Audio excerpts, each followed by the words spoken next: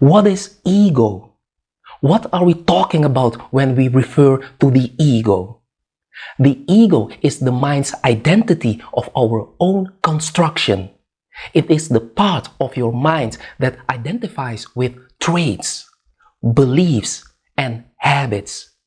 But this belief system can be false, and that's where the problems begin. Interesting. Let's dive into it.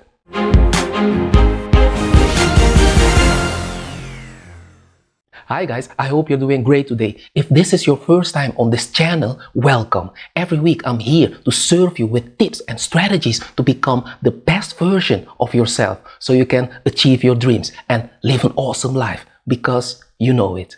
You deserve it. Everyone deserves an awesome life. So I invite you to subscribe to my channel below if you like these kinds of videos. And hit the notification bell so you don't miss any of my new videos. Your ego is how you see yourself. As a child, you came into this world with an intuitive nature. You instinctively understood the world even though you couldn't speak the language. Your level of consciousness was pure awareness. As a child, you have no filter. You can play, imagine, and create. You are not yet tied to an identity of who you are. You are born unconditioned. Simply being and simply being present in the moment comes naturally to you. During childhood, your ego is in egocentric state. It's best described with the saying, "The world revolves around you." In this state, everything is happening to you because of you.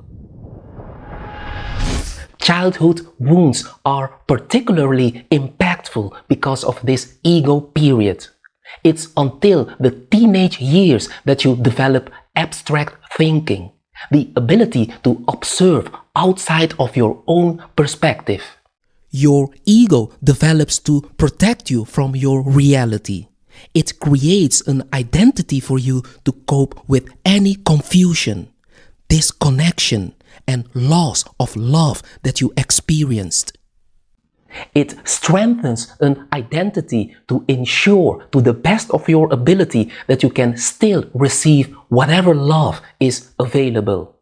As you aged, you were taught, typically unconscious, values around things like intelligence, achievement, preferred emotional states, relationships, and other people.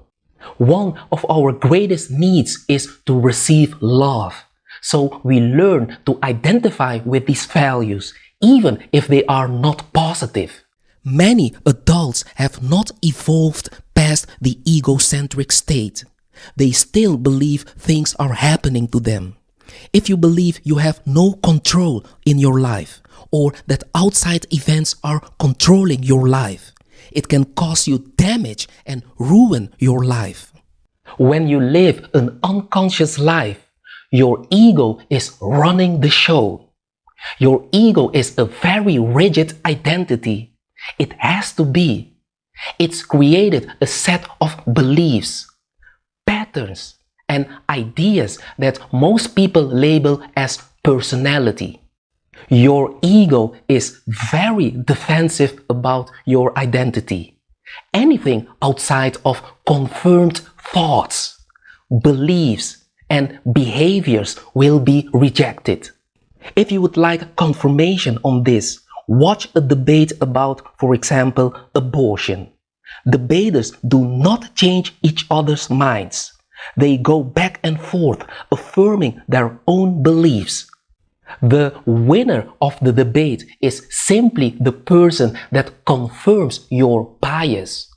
Their ego defends a belief, and yours defends that person as the winner because they confirm a concept you have tied to your identity.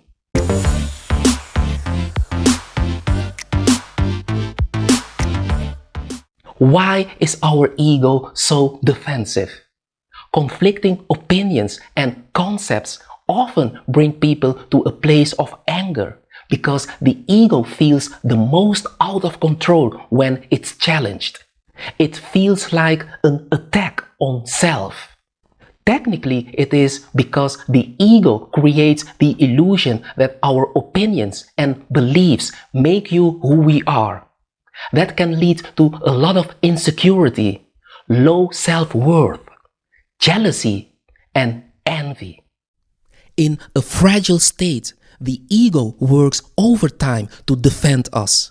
The ego overcompensates in the fragile state with the following: strong emotional reactivity, false confidence, black and white or rigid thinking, rejection of any idea that conflicts with the ego beliefs, extreme competition, constant comparison to others, judgment of others, and analysis paralysis.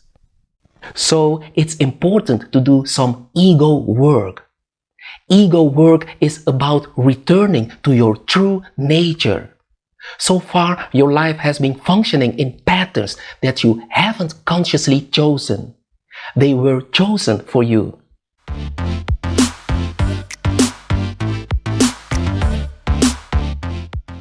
You are not looking to kill the ego or deny its existence.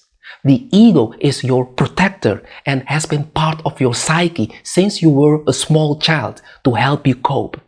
You want to learn to accept your ego as something separate from yourself.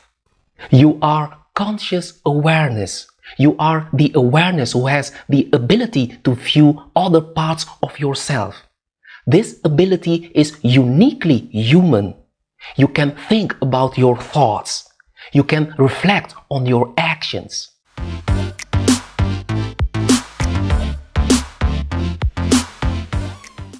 Soften your ego. Just picture your ego as a hyper-vigilant guard.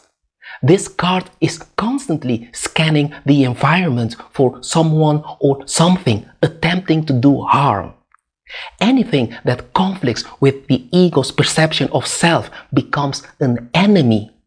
You have been over-identifying with traits for so long that your ego's main function is to keep that identity alive.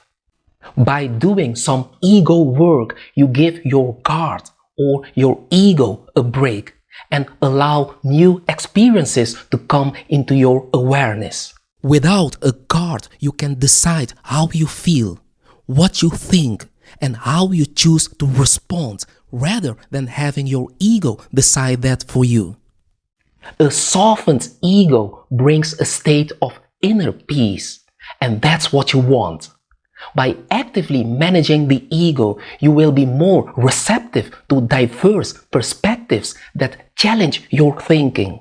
You will be open to new ideas and opportunities. You will build trusted relationships with others by giving more credit, rewards, opportunities than you take for yourself. Imagine how much more creative, productive, and energized you would be if you always lived life this way. I will make another video about the specific things you can do to soften your ego. This is it. I hope you find this video useful. Leave your remarks in the comments below. I'm always interested in your opinion. Give this video a thumbs up if you like it and share it with your friends and family. And please subscribe to my channel. Join this positive and amazing community. Take care.